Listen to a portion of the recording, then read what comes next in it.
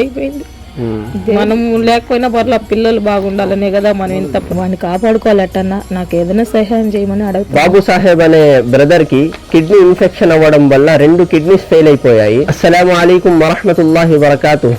ఈ రోజు Tirupati united Muslim youth wing Tatikona Chandragiri మండలం దగ్గరికి వచ్చింది. వీక్లీ 3 times డయాలసిస్ కి పోతున్నారు. ఒక్కసారి డయాలసిస్ చేపించేదానికి 2000 రూపీస్ వీళ్ళకి కాస్ట్ అవుతా ఉంది. మేము 2 పిల్లల్ని చూసుకోవాలా, నా కొడుకు కూతురు హ్యాండికాప్. వీళ్ళమ్మగారు రోజుకి 300 రూపాయలకి వీళ్ళు లేబర్ పని చేసి ఇంట్లో సంపాదిస్తున్నారు. వీళ్ళందరినీ చూసుకునేది నేను ఒకదాన్నే, వీళ్ళ ఊరిని కాపాడుకునేది. అటు హాస్పిటల్కి వెళ్ళాలా, ఇటు పనికి వెళ్ళాలా, ఇటు పిల్లల్ని చూసుకోవాలా.